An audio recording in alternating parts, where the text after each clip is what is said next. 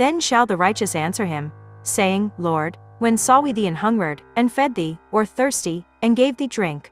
When saw we thee a stranger, and took thee in, or naked, and clothed thee? Or when saw we thee sick, or in prison, and came unto thee? And the king shall answer, and say unto them, Verily I say unto you, inasmuch as ye have done it unto one of the least of these my brethren, ye have done it unto me. Matthew 25 verse 37-40.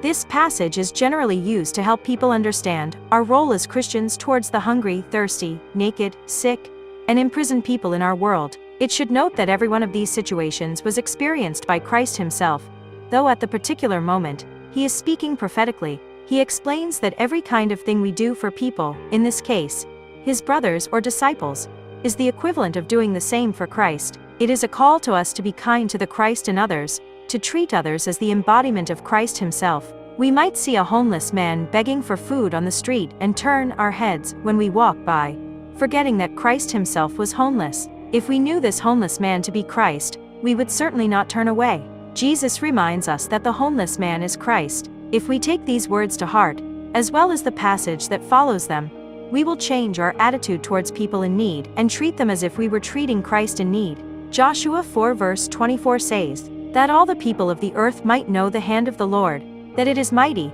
that ye might fear the Lord your God forever. Contextually, this passage refers to God's promised people, who were led through the river Jordan unto Israel. Though these may have been his chosen people, there still existed many enemies, jealous and willfully ignorant of God's message. It was these people, who could not out of their own arrogance put down their false idols, who ended up quaking with fear at God's power. It was only those, the faithful, who remained unafraid. Devotion topic is, Feed the World. When I was young, I remember reading the stories of Moses avidly. The supernatural elements, moral protagonist, and evil antagonists would make for a great Hollywood movie, as evidenced by the movie The 10 Commandments. I thought about how incredible it would have been to witness Moses call down plague after plague on the Egyptians, with each one increasing in severity. The Passover holiday, one of the most important in the Jewish calendar, is related to the 10th plague, when an angel of death passes over the Jewish households, but kills the firstborn son of every Egyptian home.